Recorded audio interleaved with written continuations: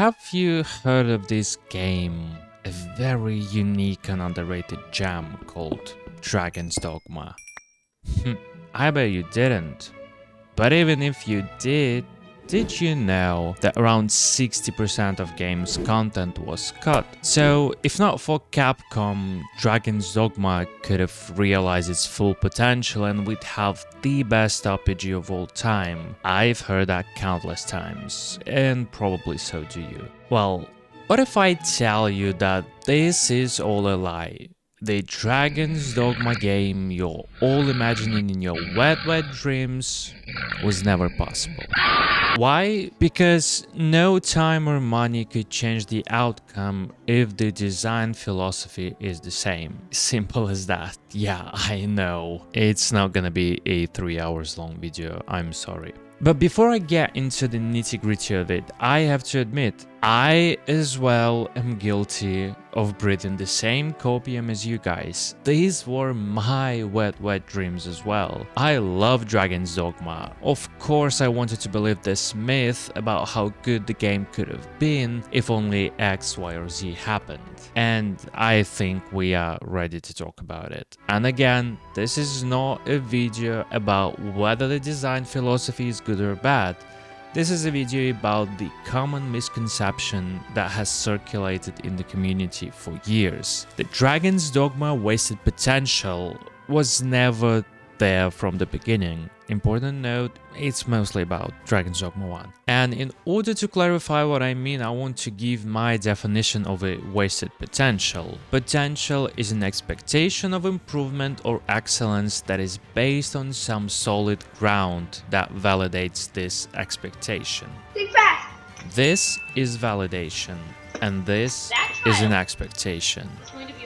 And wasted is, well, it means there were chances, but they were never fulfilled because of certain reasons. In Dragon's Dogma's case, people expected the game to have a better story and more content. The world felt empty, not much of an enemy variety, which led to repetitive content and boring exploration. Bad writing, starting from the main story to side quests, that didn't help the situation either. So very often you could hear something like, you know, if only they'd filled the game with more unique and interesting content. If only they'd had better writing and didn't rush the story.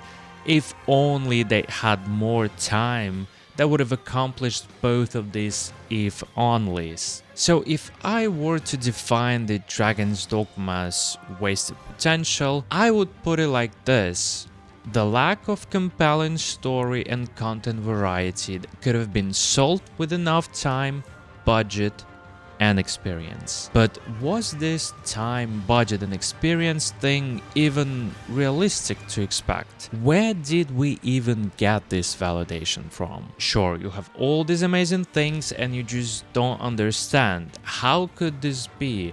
How a game with such a unique and special vision can have such obvious flaws? They had thought about height and weight affecting your carrying capacity and whether you'd be blown away by the wind based off that, about dressing your full male party in female clothes to not get attacked by the female bandit clan, and many more things. I mean, they'd come up with a raid boss fight in a single player game, but they didn't think it would be strange to get caught having fun with the Duchess by the Duke themselves, get jailed, and then talk to the same Duke as if nothing happened. Or have your love interest play this big part in the dragon fight sequence to just reveal the most random NPC the next second, turning what was supposed to be a serious moment into a joke.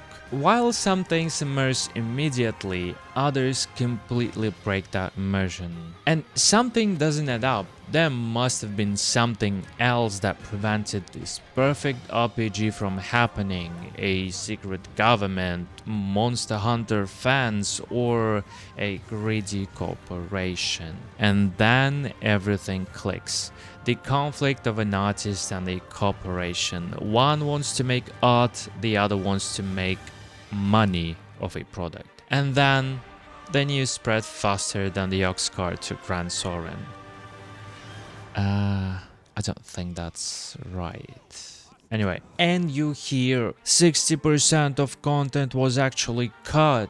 They removed the moon tower. It would have solved all story plot holes. The game had to have more content, but Capcom had to cut the budget and set strict deadlines. We were robbed of the real Dragon's Dogma game. And don't get me wrong, fuck corporations. I'm sure that was something that definitely happened along the way. It happens all the time now to please stakeholders to gain short-term profit and blah blah blah. Corpus release unfinished or unoptimized products, add unnecessary microtransactions, capitalizing on community's trust and love for the IP. But the artist's vision is not about what we and not we. What am I, French? Ew. But the artist's vision is not about what we, an audience, care and want to see in the game. It's about them, what they want from their art. And that always comes with risks. Do you even know where the info about 60% of content comes from? I don't, but I assume it comes from this Itsuno talk at GDC in 2013. And I think it's really important things became clear to me and everything fell into place. The game was about twice as large as the final product. There was no way to create this game within the budget. But even then, the game was still roughly 1.3 times larger than the final product. We got it down, but we needed to maybe do a little bit more work. Here Itsuno talks about the size of the map. Instead of the whole continent, they only kept the peninsula.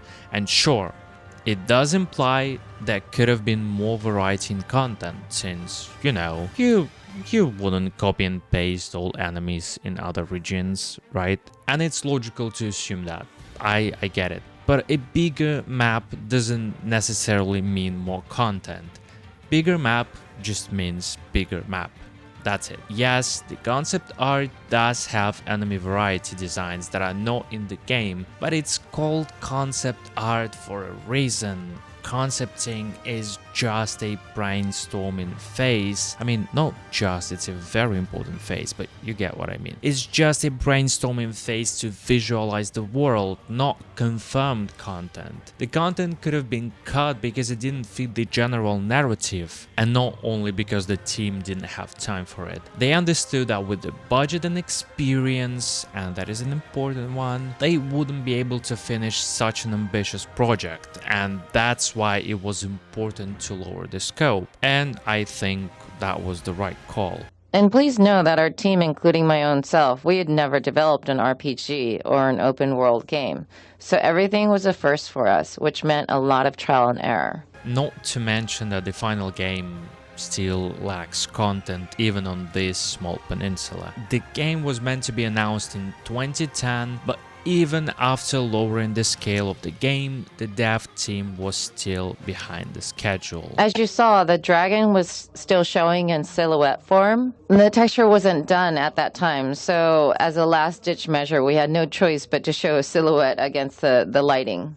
In addition, large monsters were supposed to be one of the cool things, but we ended up with only a Cyclops, and other monster designs that lacked impact were shelved. That was one of the reasons why we had to push back the announcement. One of the main pillars of Dragon's Dogma, large monsters, was still lacking. Imagine if they had had the whole continent to fill with more unique bosses. The game would have gone to limbo. We would have never seen it released. So no, cut content wouldn't have solved the issue. It would just make it even worse, as we'd have less content on a far bigger map. Okay, but what's the problem with storytelling? Even on a smaller scale, it is still possible to have characters that you want to root for, tell a great story, and make the world feel alive, especially with such a cool concept as Dragon's Dogma. Well, unfortunately, that was never their priority, or that's not what they thought was important in an open world RPG. The team didn't have any experience in what was considered to be an RPG outside of Japan. I struggled when I tried to explain this to others. They didn't really get it right away. Not many action-oriented RPGs were around. This was also before Dark Souls. You see, when Itsuno was talking to Capcom internally about making an open world RPG, he was showing them Oblivion, Fallout 3, Fable 2. Similar games in this open world RPG genre didn't really exist in Japan. At the very least, I listed some examples of titles in the West that you're all familiar with and try to explain that potential. However, aside from the various development teams at Capcom, even the name Oblivion was new to a lot. So even after this, I would have to break it down and explain how these games were different from the so-called JRPGs. And the most important things they took out of these titles were not the story, not complicated and interesting quests, not appealing characters. Character designs were fire in Dragon's Dogma though, so I don't think they needed any inspiration from Western RPGs, so nothing from this. But instead they highlighted a high degree of freedom, simple action and realism. In their opinion, a Western RPG was what they called in Japan an action RPG. So the focus was on action rather than on the role-playing part. This led to Dragon's Dogma being this action-packed, half-empty open-world game with realistic and, to be honest, never seen before character creator. But action was their goal, and with the action-focused game did they succeed. I mean, Dragon's Dogma's combat, it's what appealed to a lot of players, including me, so maybe they were not wrong after all. And to be honest, I think they've done the best they could in that time, and I'm glad they didn't chase perfection, as there will always be things to improve, especially if you're an artist. I'd say it's good Capcom had a deadline for Itsuno. You need to know when it's time to stop. And you know why I think I'm right about everything I mentioned before? It's because of Dragon's Dogma 2. Releasing Dragon's Dogma the way they did provided them a solid background for making a sequel that would improve on every single aspect of the game, and instead Itsuno did exactly what he initially wanted to do, despite knowing all the main points of criticism the game got from fans. And expectedly, a lot of people didn't like that. Thanks to the first game, Dragon's Dogma 2 improved almost in every aspect, and I do stand by that. We can talk about that later. But the enemy variety and storytelling. Why make the same mistakes? Because these are not mistakes. It's intentional design. And again, we're not talking about whether it's good or not. Just a reminder. So, to make a conclusion, I don't think if Capcom gave Itsuno as much time as he needed, Dragon's Dogma would have been peak. Because first of all, only thanks to the release of the first game, he managed to gain required experience to bring his original vision of Dragon's Dogma to life 10 years later. And second of all, for it to be peak, it had to have what you wanted. And what you wanted from this game was not something Itsuno wanted. Easy as that. The perfect Dragon's Dogma game was never possible from the start.